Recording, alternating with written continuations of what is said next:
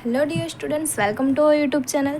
આ વિડીયો લેક્ચરમાં આપણે જોવાના છીએ સ્ટાન્ડર્ડ 12 સ્ટેટ, જેમાં આપણે અગાઉ ચેપ્ટર નંબર 3 સુરેખ નિયત સહસંબંધ તે આપણે સ્ટાર્ટ કરી દીધું છે. તેની ઇમ્પોર્ટન્ટ થિયરી ક્વેશ્ચન આપણે અગાઉના વિડીયોમાં આપણે ડિસ્કસ કરી ચૂક્યા છે. જો અગર તમે તે વિડીયો ના જોયો તો સૌથી પહેલાં એ વિડીયો જઈને જોઈ લેજો, પછી તમે આ વિડીયો પર આવજો. આ વિડીયોમાં આપણે સ્ટાર્ટ કરવામાં છીએ સ્વાધ્યાય 3.1, જેમાં દાખલા નંબર 1 એમાં કીધું છે કે એક વસ્તુના ભાવ રૂપિયામાં અને તેની માંગ 100 એકમોમાં વિશે નીચે આપેલી માહિતી પરથી માંગની ભાવ પરની નિયત સંબંધ રેખા મેળવો. જ્યારે ભાવ ₹20 હોય ત્યારે માંગનું અનુમાન મેળવો. તો આમાં આપણને શું કરવાનું છે? સૌથી પહેલાં આપણને આ જે એક્સ એટલે કે ભાવ જે આપેલું છે તે આપણે લખી નાખવાનું છે, અને માંગ જે વાય આપેલી છે તે લખી નાખવાનું છે. તો તે મુજબ મેં એક્સ અને વાય લખી નાખ્યું છે. હવે તેનું ટોટલ કરીએ તો sigma x is equal two 12 plus 14 plus 15 plus 16 plus 18 plus 21, તેનું ટોટલ થશે 96. એટલે સિગ્મા એક્સ આવશે આપણું 96, અને વાયનું ટોટલ એટલે કે સિગ્મા વાયનું ટોટલ આવશે 18 plus 12 plus 10 plus 8 plus 7 plus 5 એટલે 60. ઓકે, હવે આપણે સૌથી પહેલાં એક્સ બાર અને વાય બાર ફાઇન્ડ કરી દઈએ. એક્સ બારનું સૂત્ર છે સિગ્મા એક્સ અપોન એન, 96 ભાગ્યા 96 ભાગ્યા એન, એટલે એન એટલે શું? ટોટલ આ કેટલા ભાવ આપેલા છે? તો 1 2 3 4 5 અને 6, એટલે 96 96 ભાગ્યા 6 એટલે આવશે 16. તેવી જ રીતે હવે વાય બાર પણ ફાઇન્ડ કરીએ. Y bar is equal to sigma Y upon N. Sigma Y છે 60 અને એન છે 6, એટલે અહીંયા આવી જશે 10. તો આ બંને આપણને પૂર્ણાંકમાં મળી છે, તેથી આપણે કયું સૂત્ર યુઝ કરીશું? સૌથી પહેલાં સૂત્ર લખી દઈએ તો B is equal to sigma x minus x bar Y minus Y bar upon sigma x minus x બારનો હોલ સ્ક્વેર. આ સૂત્ર આપણે ઉપયોગ કરીશું. તો આ સૂત્ર માટે આપણને સૌથી પહેલાં શું ફાઇન્ડ કરવું પડશે? X minus x bar, Y minus Y bar. હવે આ બંનેનો ગુણાકાર એટલે કે x minus x bar into y minus Y bar, અને લાસ્ટમાં આપણને અહીંયા જે ડિવાઈડમાં કરવાનું છે સિગ્મા એક્સ માઇનસ એક્સ બારનો સ્ક્વેર, એ આપણે ફાઇન્ડ કરીશું, એક્સ માઇનસ એક્સ બારનો સ્ક્વેર. ઓકે, તો સૌથી પહેલાં એક્સ માઇનસ એક્સ બાર તે આપણે કઈ રીતે ફાઇન્ડ કરીશું? તો એક્સમાંથી આપણે એક્સ બારની કિંમત જે આપણને 16 મળી છે તે આપણે માઇનસ કરીશું. તો 12 માઇનસ 16, 12 માઇનસ 16 એટલે કેટલા આવશે? -4. 14 minus 16 minus 2, 15 minus 16 minus 1, 16 minus 16 એટલે 0, 18 માઇનસ 16 એટલે 2, 21 માઇનસ 16 એટલે 5. આનો સરવાળો ટોટલ નીચે 0 આવવો જોઈએ. 4 ને 2 6, 6 ને 1 7, અને 5 ને 2 7, એટલે -7 પ્લસ 7 એટલે 0 આવી જશે. એટલે આપણો આન્સર સાચો છે. Sigma x minus x bar is equal to 0. તેવી જ રીતે વાય માઇનસ વાય બાર તેનો આન્સર પણ નીચે 0 જ આવવો જોઈએ, એટલે આપણું સાચું છે. તે કઈ રીતે ફાઇન્ડ કરીશું? વાય માઇનસ વાય બાર એટલે કે વાયની જે કિંમત છે તેમાંથી વાય બારની કિંમત જે આપણે ફાઇન્ડ કરી તે આપણે માઇનસ કરીશું. તો 18 minus 10 8, 12 minus 10 2, 10 minus 10 0, 8 minus 10 minus 2, 7 minus 10 minus 3, 5 minus 10 minus 5. તો આનો સરવાળો કેટલો થાય છે? 8 પ્લસ 2 એટલે 10 આવશે, અને નીચે 2 પ્લસ 3 5, અને 5 ને 5 10, માઇનસ 10 અને પ્લસ 10 એટલે 0 આન્સર આપણો આવી જશે. Sigma y minus Y bar is equal to 0. હવે આપણને ફાઇન્ડ કરવાનું છે x minus x bar into y minus Y bar, એટલે કે આ બંને જે કોલમ આપણે ફાઇન્ડ કરી તે બંનેનો ગુણાકાર. તો -4 ઇન્ટુ 8 તો કેટલા આવશે? -32, -32, -2 ઇન્ટુ 2 એટલે -4, -1 ઇન્ટુ 0 એટલે 0. એક વસ્તુ યાદ રાખજો કે કોઈ પણ કિંમતની 0 જોડે ગુણાકાર હંમેશા 0 જ આવે. અહીંયા બી 0. 2 ઇન્ટુ -3 એટલે -6.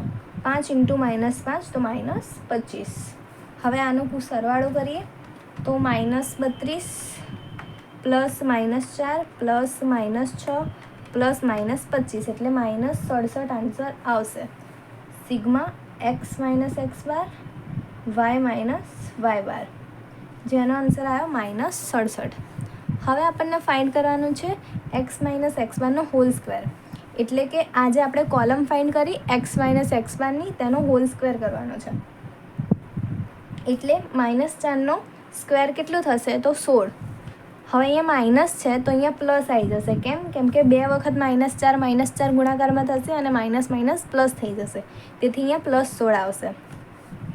અહીંયા છે -2 તો અહીંયા આવશે 4. 1 નો 1, 0 નો 0, 2 નું 4 અને 5 નું 25. હવે બધાનો સરવાળો કરીએ.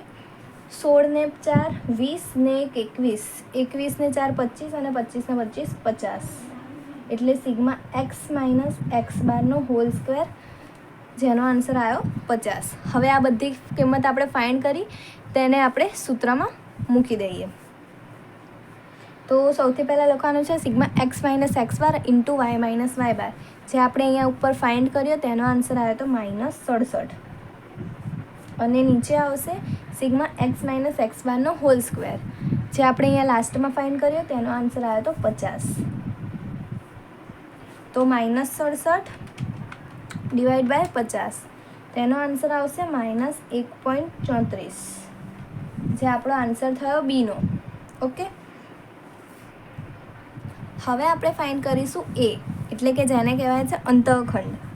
તો એનું સૂત્ર શું હતું? આપણે લાસ્ટ જે વિડીયો જોયો હતો, થિયરીનો, જે ઇમ્પોર્ટન્ટ થિયરીનો વિડીયો એક બનાવ્યો હતો, તેમાં મેં તમને બધું સમજાવ્યું હતું કે આનું સૂત્ર આ આવે, આનું સૂત્ર આ આવે, બધું. તે તમે વિડીયો ના જોયો તો એકવાર તમે જોઈ લેજો. એ તેનું સૂત્ર હતું y બાર -b × x બાર. હવે y બાર આપણે ઉપર ફાઇન્ડ કર્યો તો y બાર હતો આપણો 10, -b જે આપણે હમણાં જ ફાઇન્ડ કર્યો -1.34 અને x બાર હતો આપણો 16. ઓકે, હવે 10 -1.34 × 16 આપણે કરીશું. 1.34 માઇનસમાં જેનો ગુણાકાર કરીશું 16 જોડે, એટલે આવશે -21.44. હવે આ માઇનસની સાઇન હટશે તો અહીંયા નીચે વચ્ચે પ્લસ થઈ જશે, એટલે +10 થશે. 10 + 21.44 એટલે આપણો આન્સર આવશે 31.44. આપણો એનો આન્સર થયો 31.44. હવે આપણે ફાઇન્ડ કરીશું yની x પરની નિયત સંબંધ રેખા. તેનું સૂત્ર શું હતું? તો y cap is equal to a + bx. એ આપણે હમણાં જ ફાઇન્ડ કર્યો 31.44, જે આપણે અહીંયા લખી નાખીશું 31.44 વત્તા b આપણે ફાઇન્ડ કર્યો તો -1.34 અને એક્સની કોઈ વેલ્યુ આપેલી નથી, તો આપણે અહીં સુધી રાખીશું. આગળ આપણને કીધું છે સવાલમાં કે જ્યારે ભાવ ₹20 હોય ત્યારે માંગનું અનુમાન મેળવો. જ્યારે x 20 હોય, માંગ છે તે 20 આપેલી હશે, તો આપણે શું કરીશું? અહીંયા એક્સની જગ્યાએ આપણે 20 કિંમત મૂકીશું અને જે આન્સર આવશે તે આપણો ફાઇનલ આન્સર કહેવાશે. તો અહીંયા લખીએ આપણે ભાવ x = ₹20 હોય ત્યારે તો y કેપ = 31.44 પ્લસ -1.34 x. હવે એક્સની કિંમત મૂકીએ 31.44 પ્લસ -1.34 અને એક્સની કિંમત 20. 31.44 તેમના તેમ. હવે આ બંનેનો ગુણાકાર કરીએ તો 1.34 માઇનસમાં ગુણાકાર થશે 20 જોડે, એટલે આન્સર આવશે -26.8. હવે નિશાની અહીંયા ચેન્જ થશે, પ્લસ માઇનસ માઇનસ આવશે 26.8. માઇનસ કરીશું તો આવશે આપણો આન્સર 4.64, જે આપણો ફાઇનલ આન્સર છે વાય કેપનો, એટલે કે વાયની એક્સ પરની નિયત સંબંધ રેખાનો ફાઇનલ આન્સર આપણો થશે 4.64. આની જોડે અહીંયા આપણો આ પહેલો સમ કમ્પ્લીટ થાય છે. કશું જ નથી કરવાનું, પહેલાં એક્સ અને વાય લખવાનું, તેનો સરવાળો કરીને એક્સ બાર અને વાય બાર શોધી નાખવાનું. પછી જો આ પૂર્ણાંકમાં આવશે તો આ વાળું સૂત્ર યુઝ કરીશું, અને અપૂર્ણાંકમાં આવશે તો બીજો જે સૂત્ર છે તે આપણે યુઝ કરીશું. તેના આધારે આપણે આવી રીતે કોષ્ટક બનાવીશું, સૂત્રમાં કિંમત મૂકીશું અને પછી બી ફાઇન્ડ કરીશું, તેના પછી એ એટલે કે અંતઃખંડ ફાઇન્ડ કરીશું, તેના પછી લાસ્ટમાં વાયની એક્સ પરની નિયત સંબંધ રેખા ફાઇન્ડ કરીશું. પછી આગળ જો તમને એક્સની કિંમત આપી હશે તો એક્સની કિંમત આમાં પુટ ડાઉન કરવાની, પછી આપણે કિંમત લાસ્ટમાં જે ફાઇનલ આન્સર હોય છે તે આપણે ફાઇન્ડ કરવાનો. ઓકે, આ વિડીયો લેક્ચરમાં અહીંયા સુધી. નેક્સ્ટ વિડીયોમાં આપણે બીજા નંબરનો સમ કન્ટિન્યુ કરીશું. Okay, thank you for this watching.